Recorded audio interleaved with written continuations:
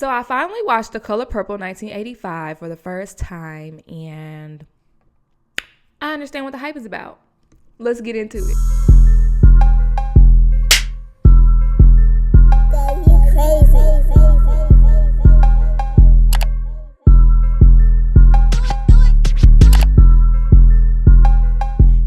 Welcome back to my YouTube channel, #MovieBay. I am Movie Bay, and in this video, I'm going to be doing like a recap review of the 1985 The Color Purple. But before we get too into it though, I would like for y'all to drop down and hit the subscribe button. Thank you. Because here on Movie Bay, I do reviews, reactions, and commentary to movies and television. And if that is the type of content that you like, you might as well stick around and hit the subscribe button. And if you find yourself enjoying my commentary along the way, don't be afraid to give me a thumbs up and or, of course, drop a comment down below. Now, before y'all take my black card, okay, it did take me about 30 minutes to watch this movie in its entirety. Like, I understand the references, I understand the jokes, I understand all the memes and the gifs, and I've seen certain scenes, but I've never sat and watched it through its entirety up until like 2 weeks ago. My mama said that she wanted to go see the musical, and I was like, I haven't seen the real one. So after shawning me, I went to HBO Max and I watched it. So without further ado, I'm going to do like a recap review of the 1985 version. And I feel like I have to recap it because certain scenes I want to talk about in depth. And then, of course, certain characters I want to talk about in depth. So I'm going to have to kind of like consolidate it and kind of do scene by scene. Just a little bit. So without further ado, let's go ahead and get into the synopsis. A Black Southern woman struggles to find her identity after suffering abuse from her father and others for over 4 decades. Now, when you watch the movie and the timestamps are popping up on the screen, I don't know, something in my mind wasn't like, damn, it's been 40 years. Like, I know it's been a long time, but that just sounds like a long struggle. Okay, so this movie was directed by Steven Spielberg, well-known director, and it was written by, of course, Alice Walker, who is the author of the book The Color Purple. No, I have not read the book, but I have watched reviews over the book. I'm more of an audiobook review watcher type of person. And of course, co-written by, I might pronounce this wrong, Menno Mejaz, white man, okay? It has an all-star cast starring Danny Glover, Whoopi Goldberg, Oprah Winfrey, and Margaret Avery, okay? And of course, lots of more all-star cast, okay? So without further ado, let's go ahead and get into 1909. It's winter.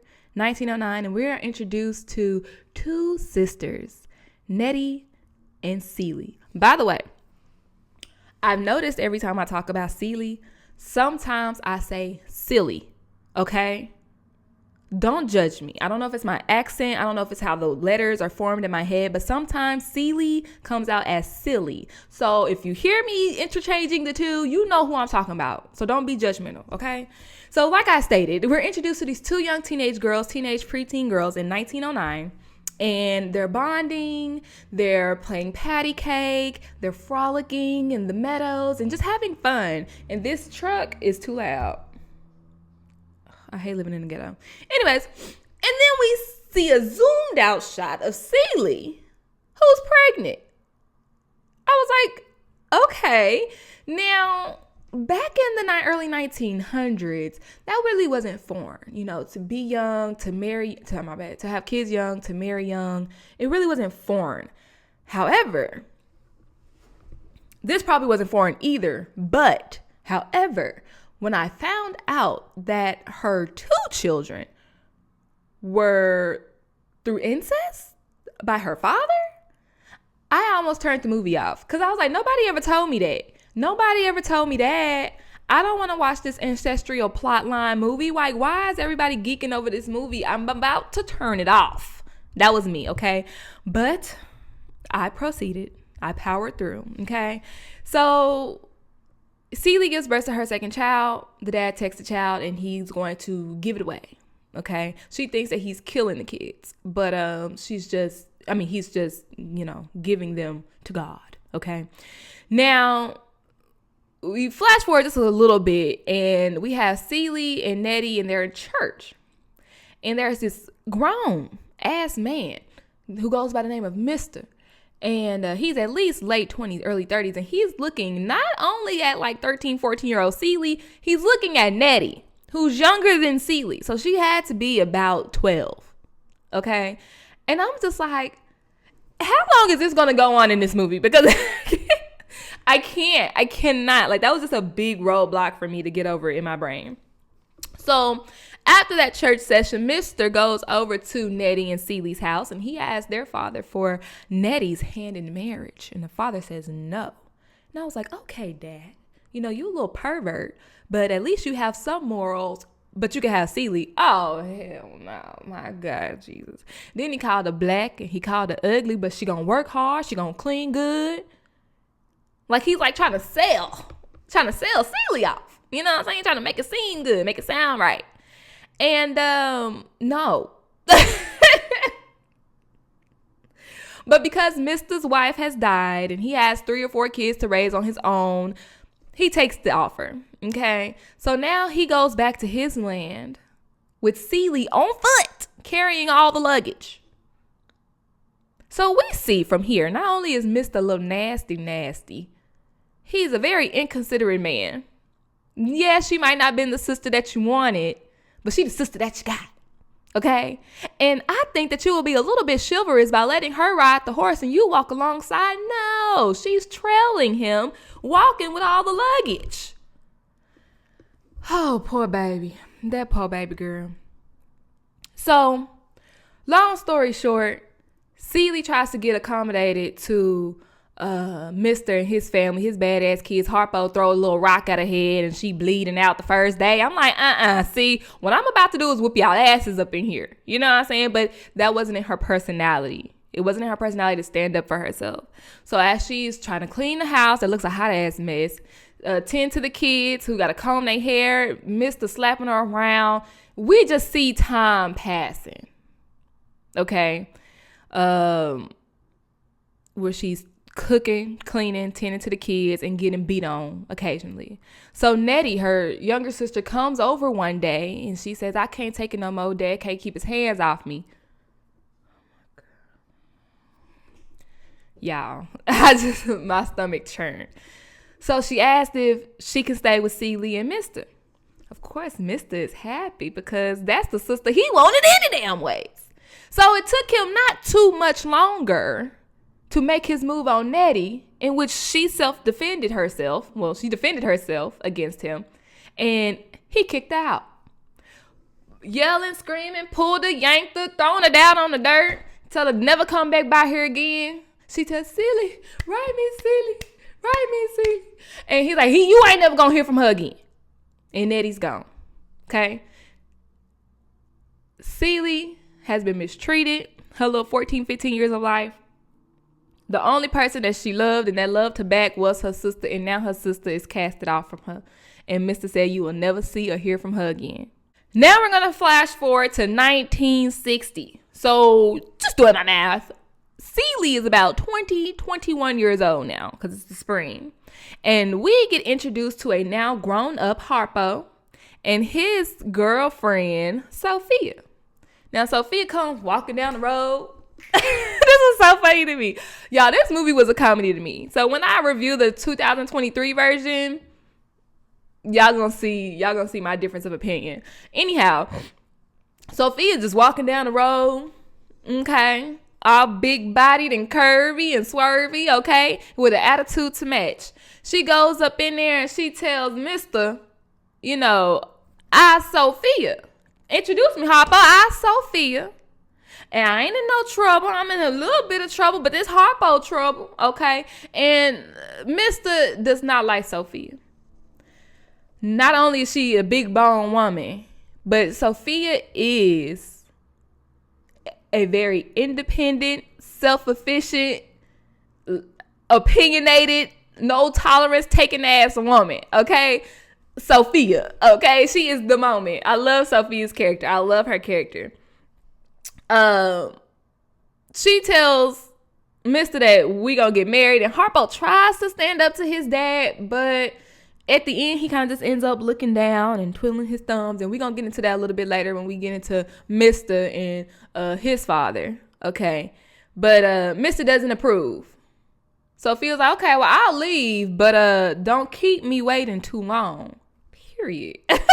Period. Like, I'm gonna let y'all handle y'all little what y'all got going on, but don't forget where your family at. Okay? Period. So Mr. says to Harpo that she no good for you. You too good for her. Okay? Keep that in mind. We're gonna put a pin in that and we're gonna come back, okay? So Harpo ends up kind of going against his father. Not kind of, but going against his father. He married Sophia. Sophia got a gang of family on her side. She lived with her sister and her sister's husband. But she got like a whole bunch of sisters and supportive family members with her. So she comes from a line of strong black women.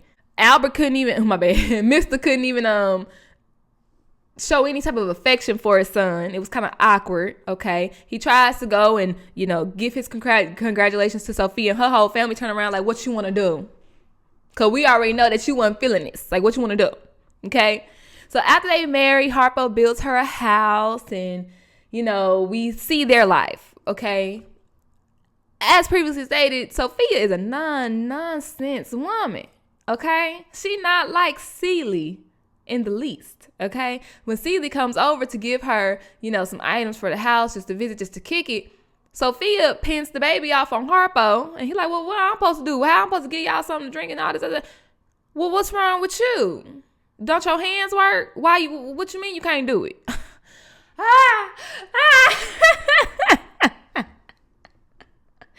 Now, back in 1916, that wasn't too common. Having a woman to, quote unquote, talk back to a man or not do the women roles, okay, that they're supposed to be doing. So Harpo goes and expresses how he's sick of Sophia. She don't listen. She don't mind. He talks to his dad about it. Beat her. Talks to Celie about it. You need to beat her. So what does Harpo do? Harpo done put his hands on Sophia. She come back through walking, put them sheets out the way. You told Harpo to beat me. No, you fucking liar. All's my life I had to fight. So this is when we get a little bit of Sophia's background. Okay. She come from a line full of abusive men.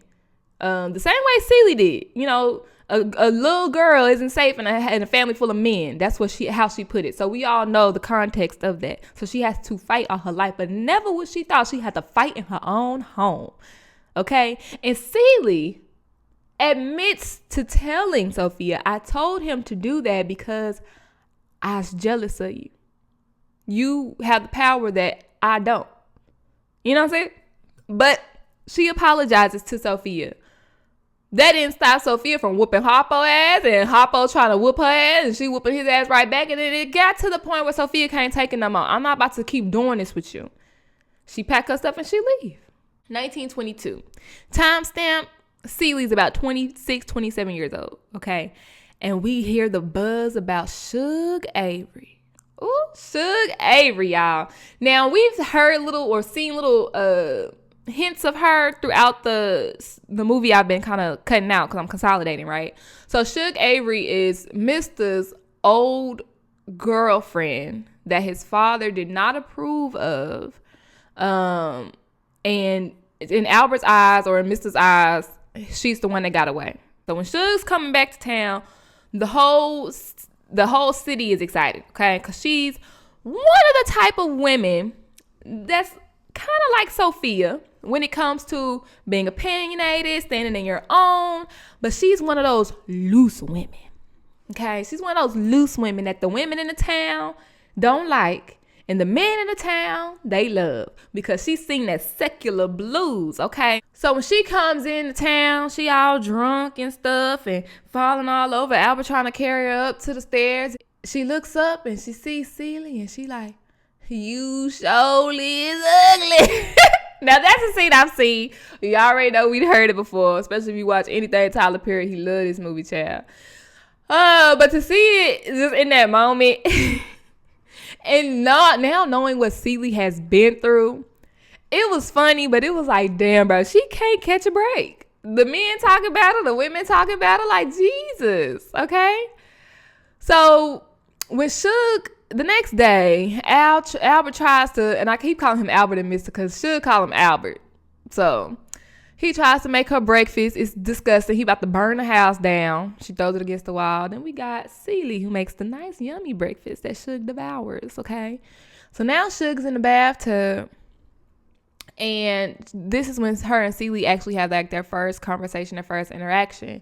And Suge talks about, you know, do you have any kids? How's your dad? And we all know Celie life is dark, okay? And Suge talks about how she has a father too, but we know that her father disowned her.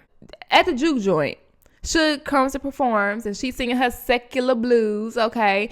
And the women are talking about her, and the women even talking about Celie. Talking about, oh, I guess Albert brought his maid out. You need to worry about your man that's over there drooling over Suge, okay, sis? So then, when Suge sings this song that Celie inspired,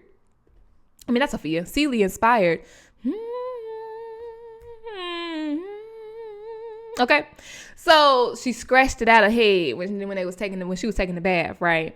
And it's called Miss Celie's Blues. Now I want to look up the lyrics to this song. I'm not gonna sing it because I don't want to bless y'all too much, okay? Sister, remember your name, no twisters, gonna steal your stuff away. Oh, sister, we sure ain't got a whole lot of time. So shake us. Okay. But that's my favorite part. So like this part right here. Sister, remember your name. And I was just like, theme, message, okay? And that is what Miss Celie needed, okay? And then even after that, I like how all the women was all, oh, she got a special song dedicated to her. And Celie looked at them like. So after the performance, we see that Sophia came and she's with her new boo, okay? And Harpo doesn't like that. Of course, they're still married. He's jealous, but he got his own little girlfriend. So when he pulls Sophia to the side, Squeak comes, his new girlfriend. Harpo, who's this woman? Oh, you know who this woman is. Well, my wife. He wants to dance with Sophia, and Squeak is obviously like, no, because you with me now. Sophia's like, that's fine. I'll go back to my man, okay? But she can't leave without Squeak calling her a fat heifer and slapped her. I was like, ooh. That man with that piano said, time to go. Time to go. Sophia balled that fist up real quick. Boom, hit that girl so hard she slid into a hole in the ground. And it was on the swamp, too. Nasty. After that, a whole fight breaks out, okay? So in the midst of this fight breaking out, Suge and Celie, they sneak back off and they go back home. And this is when we find out, Celie, so many S names and C names. Suge gets a little insight to Celie. She asked her, like, are you okay with me sleeping with Mr. Don't you like sleeping with him? And she's like, no. Like, no, girl. Like, I am here against my will. Help me, bitch. Help me. Okay. But basically, Suge is like, well, you've never been pleased before. She's never experienced pleasure before. Because basically, everything she's done is against her will. You know what I'm saying? And long story short, the innuendo was that Suge and Celie, I don't know if they had intercourse that night or if she just kissed her, you know. I don't know. But after that, we know that Celie was on Suge like could beat me just like honey. Okay, follow her around and everything. Celie does want to leave with Suge when Suge goes on her next little tour because she got to go back to the big city, okay? But Mr. catches Celie trying to pack her bags, and that's cut short. So now we have Sophia's story. Let's get into Sophia's storyline. Sophia is in town with her kids and her family. And you got Miss Mealy, who is Miss Millie, who is the mayor's wife, and she wants Sophia to be her maid. She touching all on the oh, the kids so cute, they so clean, and because I guess Negro kids can't be clean. They can't be sweet and mannerable. So she asked Sophia if she wants to be her maid, and Sophia says, hell no. What did you say to me? What did she say? What did you say to her? I said, hell no. Did I stutter? No. Like, no meow. No meow. No meow. But of course, a black woman telling a white woman, no, oh, can't have that. So I believe it was the mayor. He came over and slapped Sophia. And we all know Sophia don't take too kindly to being put hands on. So she turned around and knocked the mayor out. All these white people come and surround her. She hollering, take my kids away. Get my kids away from here. They beat her up and they throw her in the jail. Sophia's storyline really just like touched I don't know. I didn't like this at all. So she's in jail for about 8 years. And that was 1930. Sophia finally gets out of jail. Now in the book, they said that because I haven't read it, but I just watched reviews over it and comparing the two mediums. Sophia's entire family, Harpo, Mr. Squeak, Celie, Suge, everybody came together with a plan to help get her out of prison. Suge's white relatives was the warden. Okay, so she went in there and said Sophia's enjoying being in jail because jail was hard, so they're trying to get her out of the jail. She's getting beat on every day, you know. She said she's having fun in jail. I think she should go work for Miss Millie. It might be worse than her being in jail, right? Long story short, the warden, who is her like uncle, second uncle, great uncle, whatever, her kin, grape juices her in an effort to her trying to get Sophia out of jail. Like, oh my God. Like this movie, if y'all thought the movie was dark, the book is even darker. Sophia gets out of jail 8 years later and she goes to work for Miss Millie, okay? Now Miss Millie driving around because she can't drive. Driving around, she said, I'm going to take you to go see your family on Christmas. You can stay all day. Yay! She takes Sophia to go see her family. Ain't there but 5 minutes because when she trying to pull off, she can't drive. Everybody try to help her. She feel like she being attacked because little old white woman. Okay.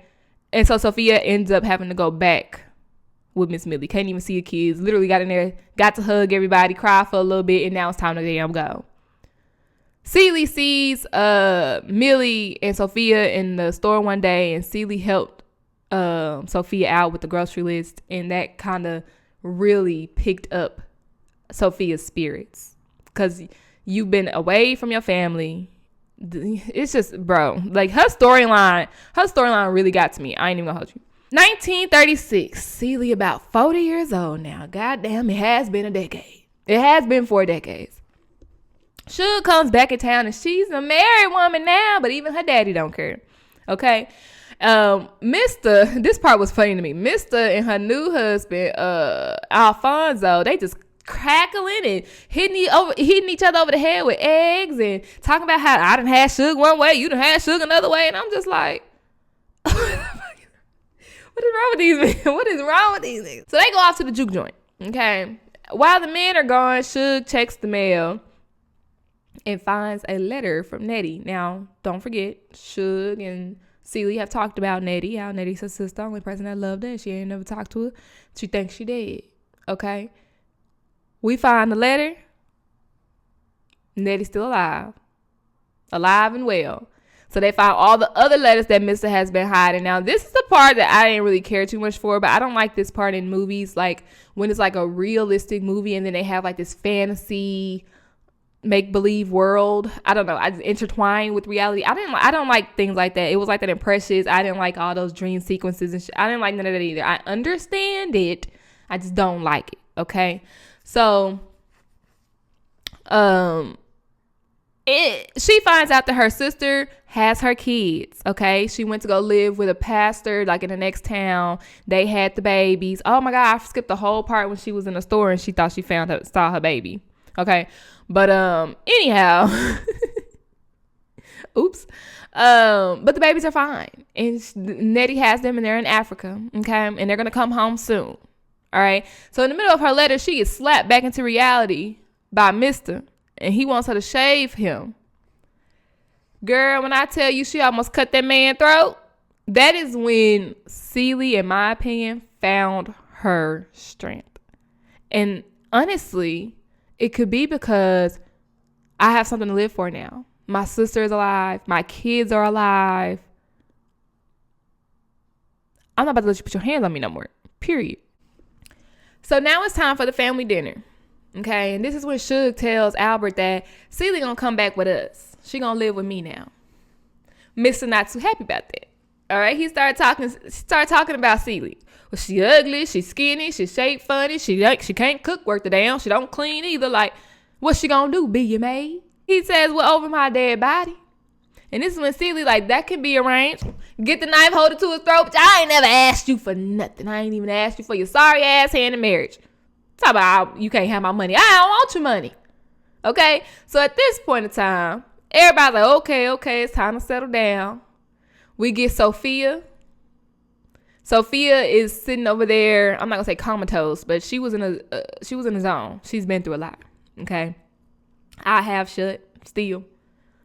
And she gives this monologue about how Celie was the only person that was, not the only person that was there for her, but just how when she helped her out in that time of need in the market, how it really gave her strength back. And then seeing Celie stand up for herself at this table brought back the old Sophia. Sophia back now. Don't worry about it. I's back now, okay? Things gonna change around here. You also have Squeak, who says, my name is Mary Agnes, and I'm going with Suge too. Okay? His day talking about marry who gives a damn? You gotta have all these women talk about you at your own dinner table. You ain't no man, da-da-da-da. Right? We're gonna get to his dad just a little bit. So Celie gets up. They leave. Okay? He's still following after her. You ain't gonna do nothing. At least Suge got talent. You ain't got nothing. What you gonna do? You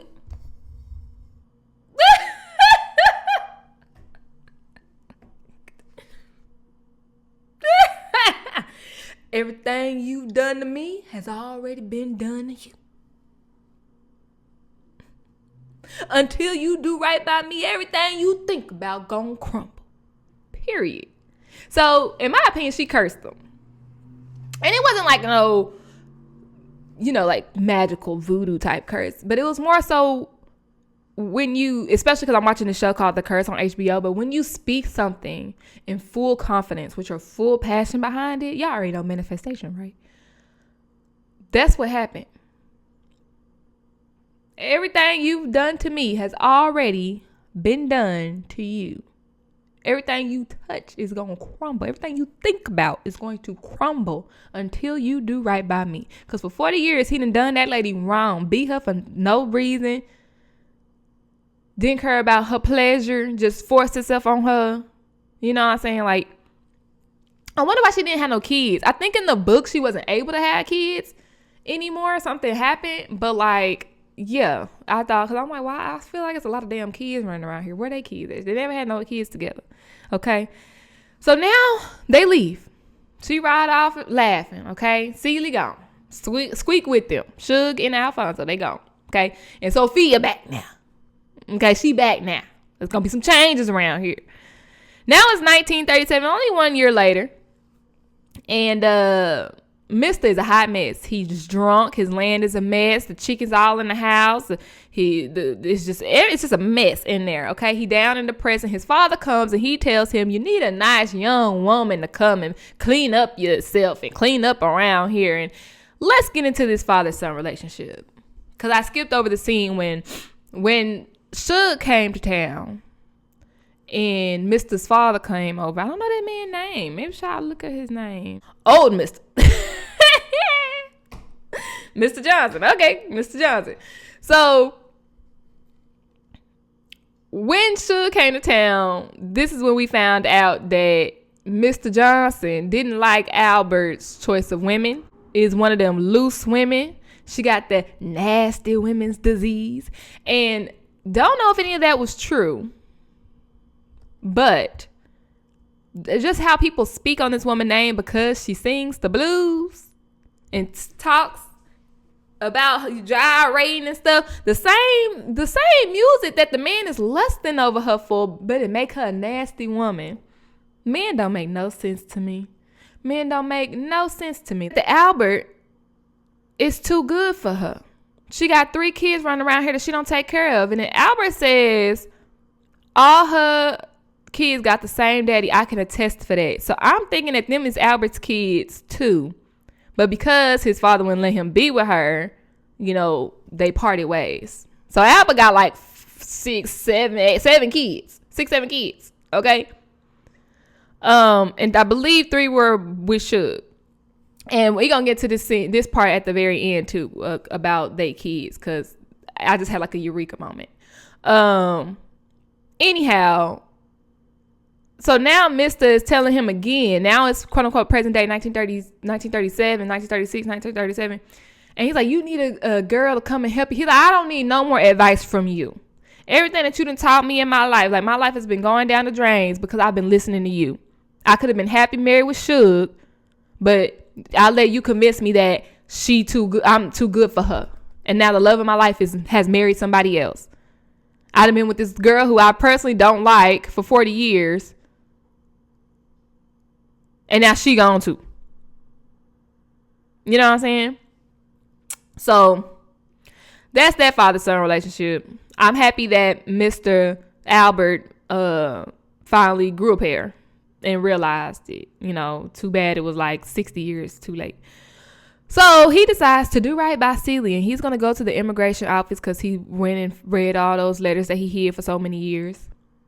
Celie comes back to town when her dad passes away, and then this is when we found out that her dad wasn't her dad.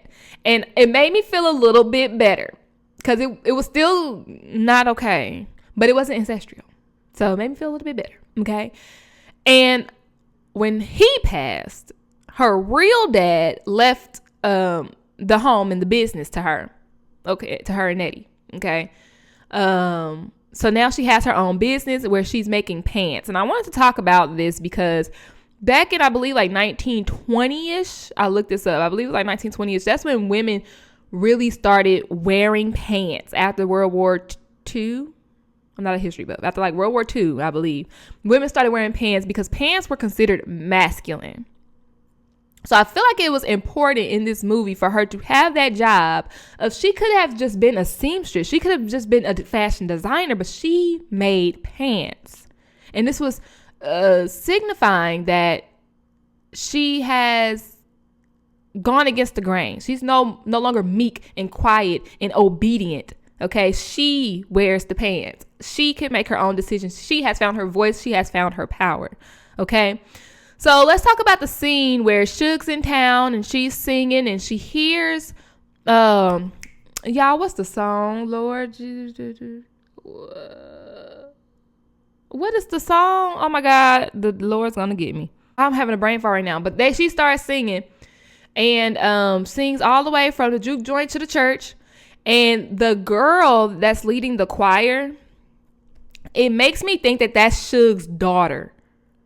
Because her parents were raising her kid. Because I was like, why do they keep zooming in on this girl with no context? We don't know who she is. Who is this? Why is she so important? Why is she singing, leading the choir? You know what I'm saying? I think that's one of Suge's kids. Anyhow, after they have that singing song session, everybody is forgiven and yay, we love our family again. Celie. Well, so many names, y'all. Nettie comes and surprises Celie with her kids from Africa. Okay. Yay. That's the whole thing. Her sister was taken from her. She's the only one that she loved, only person that loved her. And now she's back.